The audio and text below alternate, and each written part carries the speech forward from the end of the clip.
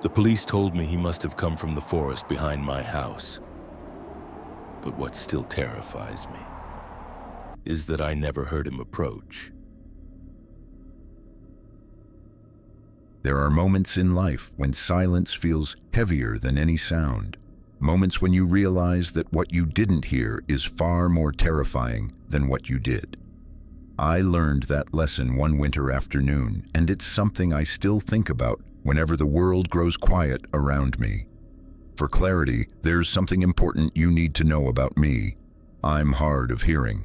It's something I've lived with for most of my life, and while I've learned to adapt, there are gaps in my awareness that I know will never fully close. I rely heavily on visual cues, routine, and instinct. And even now, a year later, I still replay this experience in my mind, wondering what I missed and how close I may have come to something far worse. What happened to me was real, and it still chills me to think about how easily it could have ended differently. Before I continue, if you enjoy true horror stories based on real events, especially the kind that slowly creep under your skin and stay there, consider subscribing to the channel. Your support makes it possible to keep sharing stories like this, and it truly means more than you know. This happened in southern Quebec, in a quiet suburban neighborhood that borders a large forest. It was late winter, shortly after the holidays had passed. Life had begun to settle back into its usual rhythm after weeks of travel, family gatherings, and social noise. I've always liked the calm that comes after the holidays, that quiet sense of normalcy returning. My neighborhood was small, close-knit, and familiar. Most people knew each other, or at least recognized one another. It felt safe, comfortable, predictable. That sense of safety is something I used to take for granted. During the winter months, I often took my dog, a large Rottweiler and Husky mix named Atlas, on walks through the forest trails near my home. He was strong, energetic, and protective by nature, and walking him was as much about clearing my head as it was about keeping him happy. The forest had multiple trails, all fairly easy and well used. Nothing remote or extreme. Just enough wilderness to feel peaceful without feeling dangerous. That afternoon, I remember finishing a late lunch and deciding to go for a walk to burn off some energy. It was still daylight, though winter days are short, and the sun was already beginning its slow descent. Atlas practically dragged me down the street toward the forest entrance, his excitement bubbling over as it always did. Overnight snowfall had left a fresh blanket of snow covering the ground. It was almost beautiful in a haunting way, smooth and untouched in places, broken only by the occasional boot print or yellow patch where someone else had already walked their dog earlier that morning. Most people preferred to walk before noon, knowing how early darkness fell during the winter. I didn't expect to see anyone else out there. For the first half hour, everything felt normal, peaceful even. The snow muffled what little sound there was, and the forest felt still, like it was holding its breath. Eventually, we reached a fork in the trail. One path showed clear signs of use. The other was pristine, untouched by footprints. On a small impulse, driven by curiosity more than anything else, I chose the untouched path. I knew these trails well. I wasn't lost. I wasn't wandering blindly. The path led to a small clearing, one I'd been to many times before. I had brought a pair of binoculars I'd received for Christmas, hoping to spot some winter birds. I remember standing there, scanning the tree line, feeling calm, grounded. That's when I noticed something strange in the distance. At first, it was just a shape, something that didn't belong. When I raised the binoculars, my stomach tightened. Near the tree line sat a blue tarp, stretched awkwardly over what looked like a makeshift shelter. It was subtle, but unmistakable. Someone had been living out there, watching that area, maybe watching the trail. Curiosity tugged at me, but instinct won. The light was fading, and something about the shelter made me uneasy. I lowered the binoculars, clipped Atlas's leash back on, and turned around. That's when I noticed his behavior change. Atlas, who normally bounded ahead, with carefree energy stayed closer to me. His ears were up. His nose pressed low to the ground as he sniffed the trail intensely, far more focused than usual. I followed his gaze down to the snow, and my breath caught in my throat. There were footprints. They were large, much larger than mine, fresh, and they weren't there when we came in. I remember lifting my own boot, comparing it to the prints, my mind scrambling for a logical explanation. The size didn't match. There were no other trail forks. Whoever made those footprints had been on the same path as me, close enough that they could have passed me without me noticing. I told myself they must have walked by while I was distracted with the binoculars. It was the only explanation that made sense. I forced myself to calm down and kept walking, though the feeling of being watched clung to me like the cold. The forest grew darker by the minute. Shapes blurred together. Shadows stretched longer between the trees. Suddenly, Atlas stopped and began barking violently, not ahead of me but behind me. I turned. Standing no more than a meter away was a man. He was tall, easily over 6 feet, wearing dark snow pants and a white camouflage jacket that blended unnervingly well with the snowy surroundings. His hands were buried in his pockets. He wasn't moving. He wasn't advancing. He was just there. I hadn't heard him approach. My heart pounded as I tried to read his lips. His mouth moved, but I couldn't make out the words. Between the darkness and the uncertainty of whether he was speaking English or French, communication felt impossible. I gestured awkwardly, trying to explain that I was hard of hearing, that it was getting late, that I needed to leave. He didn't respond. He just stood there. Eventually, I backed away, keeping my eyes on him until the path curved out of sight. Atlas never stopped growling. When I got home, it was fully dark. I locked the doors, went through my usual routine, and tried to convince myself I was overreacting. But deep down, I knew something wasn't right. That night, Atlas woke me by licking my hand. I checked the time, 3 a.m. A message from my neighbor sat on my phone, asking if everything was okay because my dog had been barking non-stop. Atlas wasn't in my room. As I went downstairs, motion lights flooded my backyard with white light. And there he was, the same man from the forest, standing just beyond the patio door. That was the moment I realized something that still haunts me to this day. He hadn't followed me home. He had already known where I lived. If you had asked me that morning what the most dangerous thing in my life was, I probably would have said something careless like bad weather or bad drivers.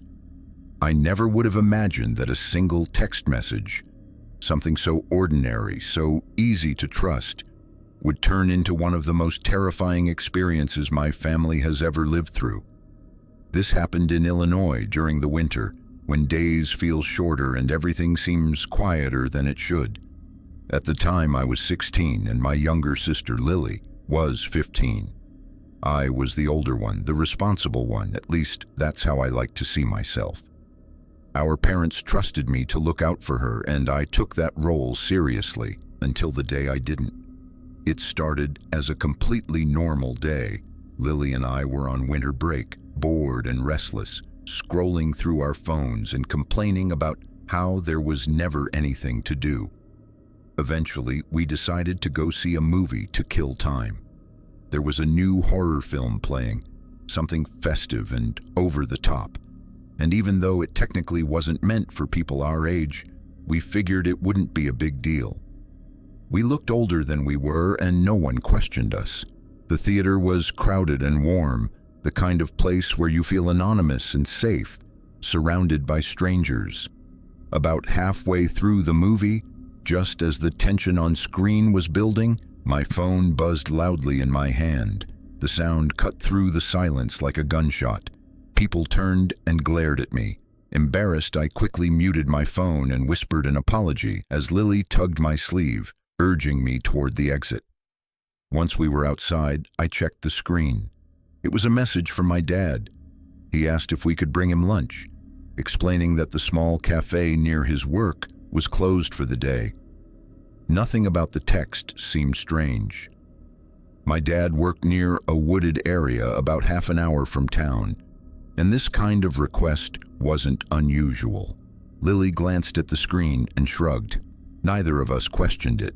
That's something I still struggle with, how normal it all felt. We went home, packed some food, and got into my car.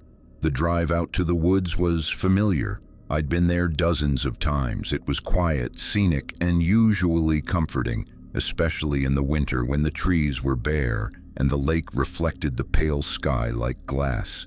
When we arrived, I tried calling my dad to let him know we were there. He didn't answer. I called again. Nothing. That was the first flicker of unease, but I brushed it off. Maybe he was busy. Maybe he didn't hear his phone. I sent a text instead, telling him we'd arrived. A few seconds later, the 3 little dots appeared, indicating he was typing. The reply told us to walk down the hill and wait for him by the lake. The sun was already starting to sink, painting the sky in soft oranges and pinks. Winter sunsets come fast and the temperature drops with them. Lily and I followed the path downhill, our boots crunching against the frozen ground. That's when she pointed ahead. Someone was sitting on the small wooden dock by the lake. He had his back to us and was wearing dark clothing with a hood pulled up. From a distance, his build looked similar to our dad's. I called out his name, expecting him to turn around. He didn't move. We walked closer, stopping a few steps behind him. Lily's hand tightened around my arm. I reached out and slowly pulled back the hood. The man who turned around was not my father. His face broke into a wide, unsettling smile, and before either of us could react, he stood up and waved a phone in the air. My dad's phone, the same one that had been texting us all afternoon. I demanded to know why he had it, my voice shaking. He didn't answer. Instead, he lunged forward and grabbed Lily's arm. She screamed, and something inside me snapped. I yanked her away with more strength than I knew I had, and we ran. I've never felt fear like that before or since. We didn't look back. We didn't think. We just ran. The sound of footsteps pounding behind us pushed us faster than we thought possible. By the time we reached the car, my lungs burned and my legs felt like they might give out. I slammed the doors shut and locked them just as the man reached my window. He stared at us for a moment, expression unreadable, then crouched down out of sight as I threw the car into reverse and sped away. When we got home, our parents were there, safe, confused, furious. Our dad told us his phone had been stolen earlier that day while he was working. He'd reported it missing and come home early, assuming we were still at the movies. The realization hit all of us at once. The man in the woods had lured us there on purpose. The police tracked the phone using its IMEI number and found it abandoned on the dock. They returned it to my dad, but admitted there wasn't much else they could do. There were no cameras, no clear suspect. It felt unfinished, unresolved. But at least we were home, or so we thought. Around 1 a.m., my phone buzzed again. The message read, "I like that your house is lit only by your bedroom TV." My blood ran cold. I turned off the TV and listened. At first, there was nothing. Then I heard a faint rustling sound outside my window. My room was on the second floor. Slowly, my hands shaking, I peeked through the blinds. He was standing there, smiling up at me, a gun pointed directly at my window. The glass shattered seconds later. My parents rushed in as we screamed and hit the floor. Another shot rang out downstairs, followed by more breaking glass. We locked ourselves in a bedroom while Lily called 911, all of us shaking, clinging to each other as sirens approached. When the police arrived, the man was gone. But this time, they found something. A small tracking device. An AirTag was attached to my car. That's how he found us. That's how he knew where we lived. Months have passed, and he was never caught. He never came back. But the damage was done. I still think about that text message, about how easily we trusted it, and about the responsibility I carried as the older sister. Some lessons come at a terrible cost, and some mistakes stay with you forever. The night my car slid off the road, the silence afterward was so complete it felt unreal, like the world had paused just to watch what I would do next. No traffic, no voices, just snow falling steadily from a black sky, and the faint ticking of my engine as it cooled. Even now, years later, I can't shake the feeling that the crash wasn't the most dangerous part of that night. It was what came after. This happened in 2021, during the heart of winter and the height of COVID. I'd been working from home for months, and that particular day had been exhausting. Endless virtual meetings stacked on top of one another, deadlines blurring together until I barely remembered what time it was. I was supposed to meet my extended family at my parents' house upstate, but by the time my final meeting ended, everyone else had already arrived. I rushed around my apartment, frustrated and already behind schedule, filling 2 travel mugs with coffee before heading out the door. The moment I stepped outside, I knew the drive would be bad. The wind had picked up, snow was falling heavily, and the streets were barely plowed. Still, I told myself I could handle it. I always did. My car didn't help my confidence. It was an old, unreliable sedan with no anti-lock brakes, definitely not ideal for winter driving. I took it slow through residential roads, but once I reached the highway, impatience took over. I sped up, telling myself I needed to make up time. I made it to my parents' house around 9 that night. Dinner had already started, but no one minded. We talked, shared drinks, exchanged gifts late into the evening.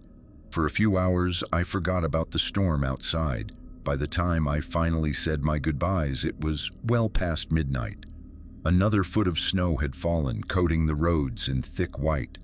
I shouldn't have driven. I know that now. I was tired, buzzed, and eager to be home. As I headed back toward the highway, the roads were eerily empty. No headlights, no signs of life. On one stretch of road, I increased my speed slightly, just enough to feel in control, until I wasn't.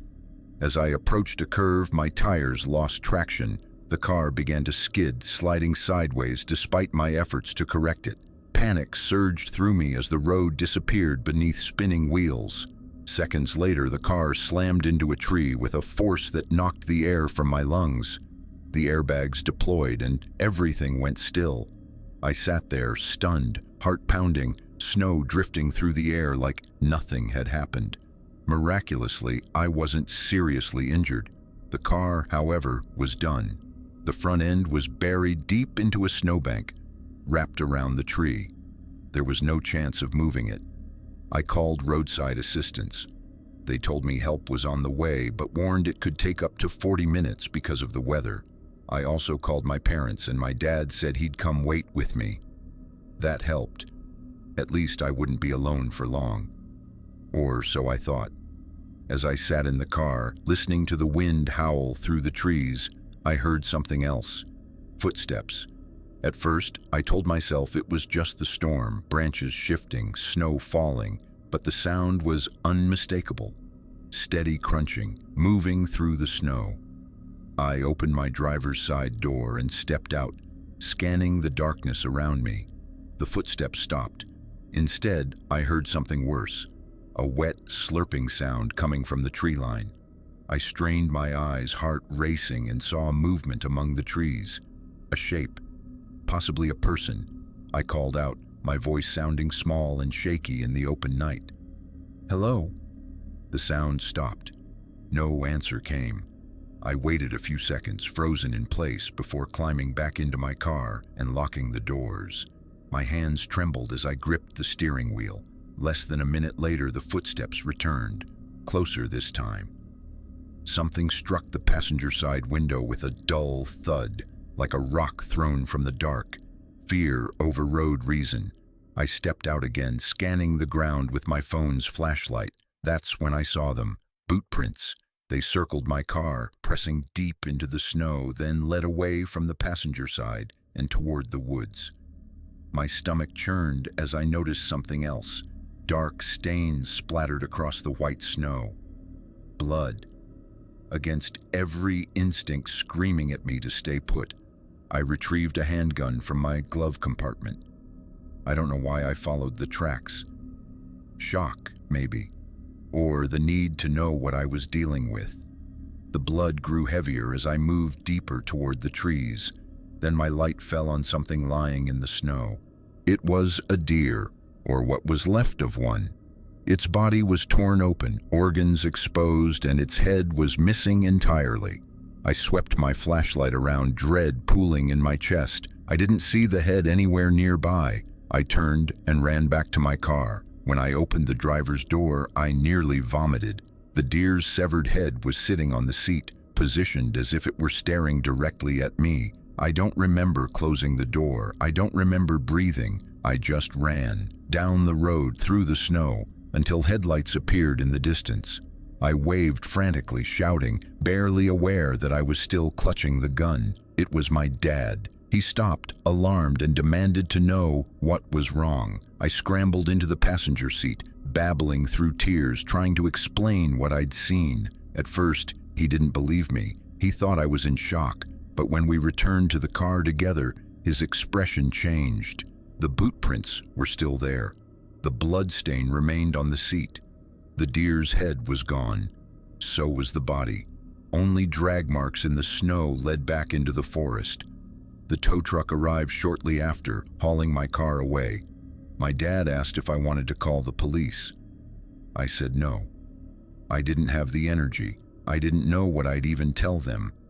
To this day, I don't know who or what was out there with me that night. Maybe it was someone trying to scare me. Maybe it was something far worse. All I know is that winter nights feel very different now, and when the road goes quiet, I never assume I'm alone anymore. Winter has a way of stripping the world down to its bare bones. The noise fades, the colors disappear, and what's left is silence, wide, cold, and unforgiving. These stories didn't happen in haunted houses or abandoned hospitals. They happened in places that once felt safe. Quiet neighborhoods, familiar roads, peaceful woods, and that's what makes them so unsettling. Each person in these stories survived. They went home. Life moved forward, but survival doesn't always mean leaving untouched. Sometimes it means carrying the memory with you, the unanswered questions, the moments you replay in your mind when the world goes quiet, the feeling that something crossed a line it never should have, the realization that danger doesn't always announce itself with sound or warning. Sometimes it just waits. What stays with me most isn't the fear itself, but what came after, the heightened awareness, the instinct to trust your gut, even when logic tries to argue back. The understanding that being cautious isn't weakness, it's wisdom earned the hard way. These experiences didn't take away hope. They sharpened it. They reminded us how precious awareness is, how important it is to look out for one another, and how quickly an ordinary moment can change everything. If these stories left you uneasy, that's not an accident. Fear, when faced honestly, teaches us something. It reminds us to slow down, to pay attention, and to never dismiss that quiet voice inside telling us something isn't right, especially in the winter when the world feels still and help can feel far away. Thank you for listening. If you're watching this late at night, maybe take a moment to check your doors, your windows, or the road outside. And if you've ever experienced something that still follows you in the silence, know that you're not alone. Some stories don't end when the danger passes. They end when we choose to listen.